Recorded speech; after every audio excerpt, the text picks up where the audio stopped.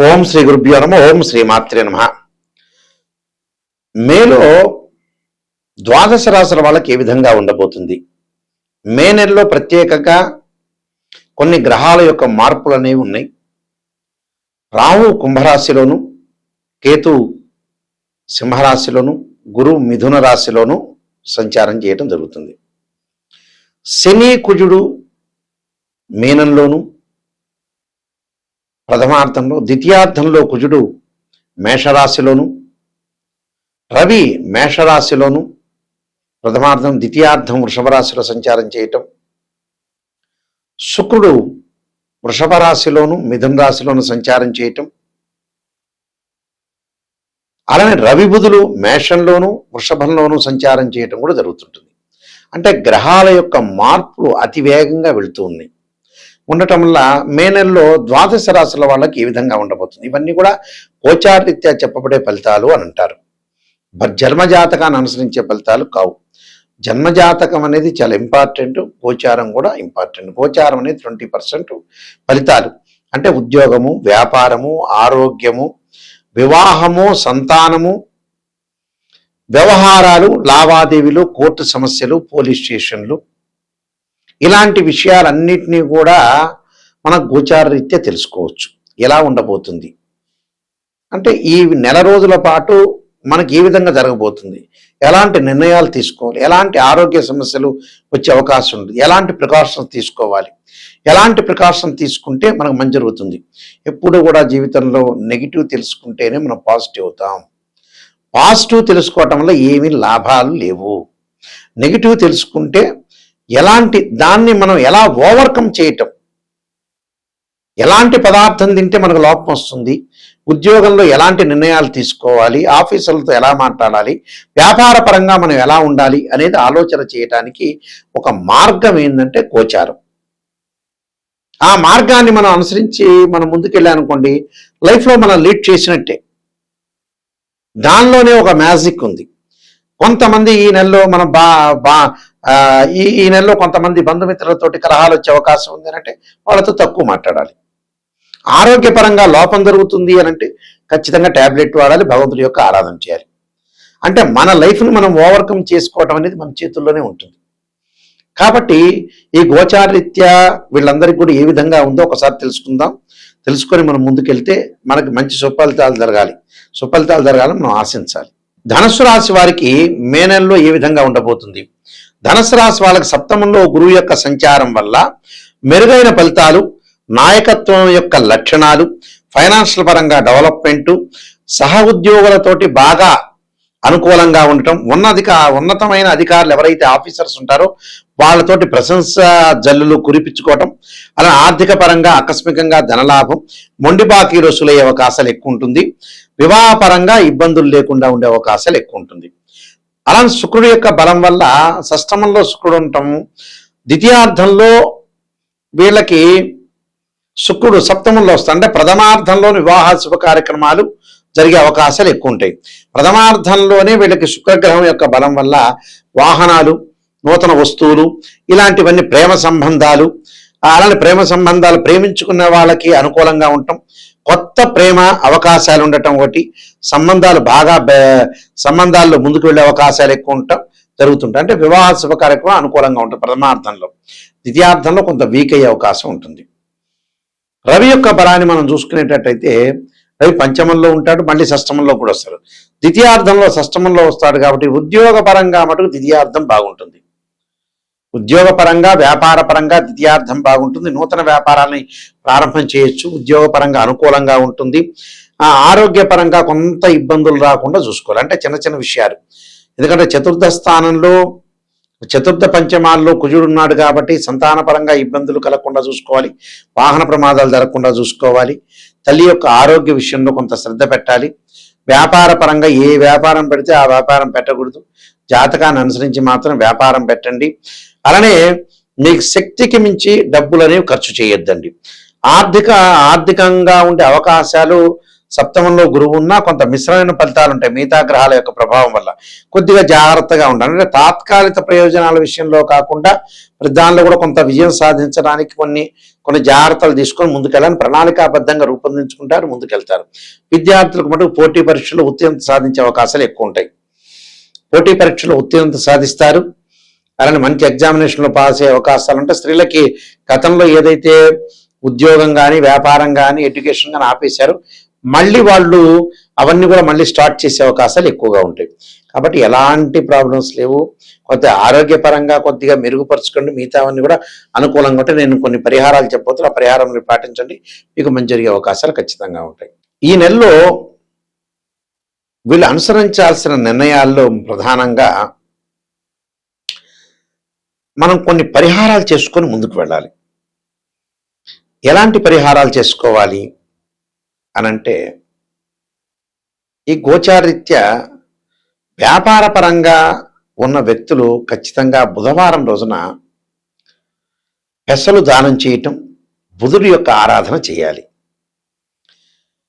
అంటే బుధుడి యొక్క ఆరాధనతో పాటు విష్ణు సహస్రనామ పారాయణం చేయాలి. ఓ నమో నారాయణాయనం అనే అష్టాక్షరి మంత్రాన్ని చదువుకోవడం చాలా మంచిది బుధవారం రోజున ప్రాతకాలంలో. వాళ్ళ ప్రాతకాలంలో కుదరలేదనుకోండి, ప్రదోష కాలంలో చేయొచ్చు. అంటే వ్యాపార సంబంధమైన వ్యక్తులు మాత్రం. అలానే ఎంప్లాయ్మెంట్ అంటే ఉద్యోగస్తులు ఏం చేయాలి?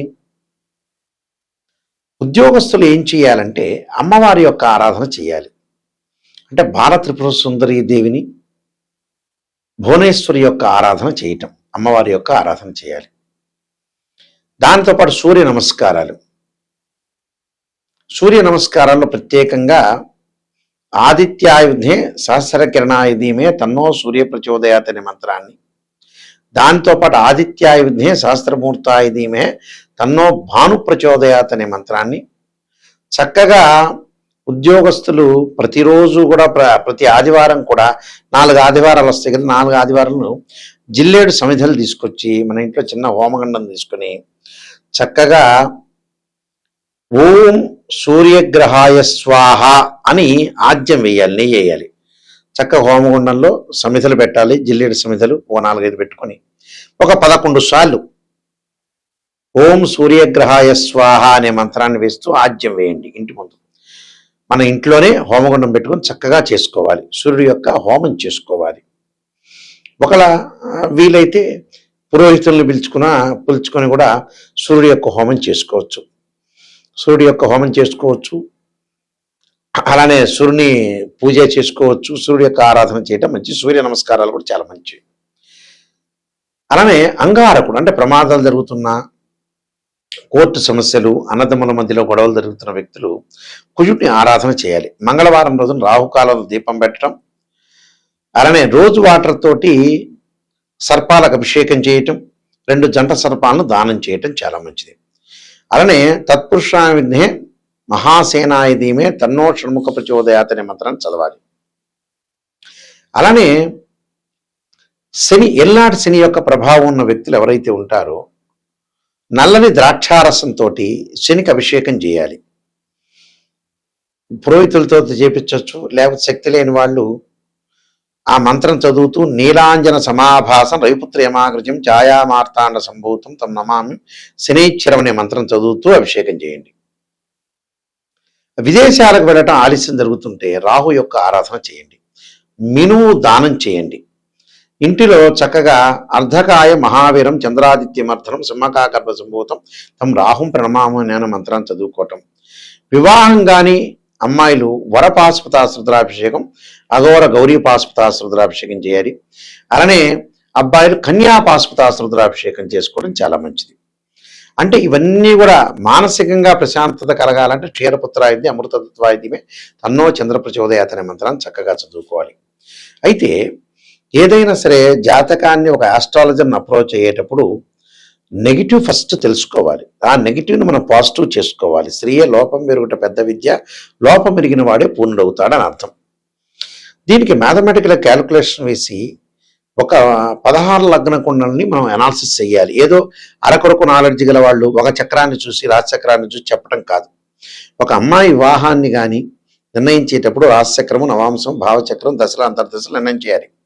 ఎక్కడ ఉచ్చ, ఎక్కడ నీచ, ఏ గ్రహాలు ఉన్నాయి, ద్వాదశ భావాలకు అధిపతులు ఎవరు, రాశ్యాధిపతులు వేరు, భావాధిపతులు వేరు, అక్కడ ఆ లగ్న కుండల్లో అక్కడుండే గ్రహాలు వేరు. ఈ మూడింటిని అనుసరించి చెప్పటమే జాతకం. మెయిన్ ముఖ్యంగా అంటే త్రికోణాలని, దృష్టులని, ఇలాంటివన్నీ కూడా నాలెడ్జ్, ఆస్ట్రాలజీలో నాలెడ్జ్ ఉన్న వ్యక్తులు ప్రతి వాళ్ళు అనుసరించే విధానం ఇదే. ఈ మధ్యకాలంలో రకరకాల వ్యక్తులు ఫేక్ ఆస్ట్రాలజర్ రకరకాలు ఉండటం వల్ల కూడా మంచి ఆస్ట్రాలజర్స్ కూడా పేరు పోతుంది. అందువల్ల ప్రతి వాళ్ళని మీరు నమ్మొద్దండి. ఆస్ట్రాలజీ పర్ఫెక్ట్గా తెలిసిన వ్యక్తులకే ముందుకు వెళ్ళండి. అయితే మీరు బుక్స్ చదవచ్చు. నేను నెంబర్ ఆఫ్ ఆస్ట్రాలజీ బుక్స్ రాశాను. 15 పుస్తకాలు రాశాను. ఇంగ్లీష్లో 3 రాశాను. 18 పుస్తకాలు రాశాను. అందులో కాలసర్పయోగం అని, కాలసర్పయోగ దోషం, కాలసర్పయోగ చంద్రిక, రాహుకేతులు, ఛాయాగ్రహాలు, స్వప్నశాస్త్ర పరదీపిక, జాతక చంద్రిక, వివాహ మార్తాండము, సర్వదేవతా గోత్రాలు పార్ట్ 1, పార్ట్ 2, పుత్రగణపతి వ్రతము, అలానే ప్రొడక్షన్ ఆఫ్ ఆస్ట్రాలజీ, ఇలాంటి నెంబర్ ఆఫ్ ఆస్ట్రాలజీ బుక్స్ రాశా. ఇవన్నీ కూడా రాజమండ్రి మోహన్ పబ్లికేషన్ వాళ్ళ దగ్గర దొరుకుతాయి. ప్రొడక్షన్ ఆఫ్ ఆస్ట్రాలజీతో సహా అన్నీ కూడా వాళ్ళ దగ్గర దొరుకుతాయి. ఇవన్నీ కూడా నాలెడ్జ్ అనేది చాలా ఇంపార్టెంట్. ఆస్ట్రాలజీ చెప్పేటప్పుడు ఒక మ్యాథమెటికల్ క్యాలిక్యులేషను, డిగ్రీలో క్యాలిక్యులేషన్ చేయటం, అలానే మీరు కూడా నెగిటివ్ అనేది తెలుసుకోవాలి. నెగిటివ్ తెలుసుకుని పాజిటివ్ తెలుసుకుంటే చాలు. ఎందుకంటే మనం ఎప్పటికైనా చనిపోవటం గ్యారంటీ. ఆ ఉన్నంత కాలం ప్రశాంతంగా ఉండాలి, నిజాన్ని తెలుసుకోవాలి. నిజాన్ని తెలుసుకొని మనం ముందుకెళ్ళామనుకోండి చాలా మంచి జరిగే అవకాశాలు ఉంటాయి. ఉన్నన్ని రోజులు, ఎందుకంటే ఎప్పుడో 60 ఏళ్ళకి నేను సంపాదిస్తా, 70 ఏళ్ళకి సంపాదిస్తాను కాదు. మనం ముందుగానే రియలైజేషన్ కావాలి. పిల్లల యొక్క పెళ్ళిళ్ళు చేయాలి, నిజాన్ని తెలుసుకోవాలి. నిజాన్ని తెలుసుకుంటేనే మనం ముందుకు వెళ్ళే అవకాశాలు ఖచ్చితంగా ఉంటాయి. ఖచ్చితంగా జాతకంలో నన్ను అప్రోచ్ అయ్యేవాళ్ళు, నిజాన్ని తెలుసుకునే వాళ్ళు మాత్రమే నాయకంటి మల్లికార్జున శర్మ గారికి ఫోన్ చేయండి. నిజం వద్దు, ఏదో పొగడండి అంటే వేరే ఆస్ట్రాలజీ దగ్గరికి వెళ్ళండి. అలానే నా వెబ్సైట్ www.nayakanti.com, nayakanti.in ఉంటుంది. అలానే స్క్రీన్ పైన స్క్రోలింగ్ అవుతున్న నెంబర్ నా దగ్గరికే వస్తుంది.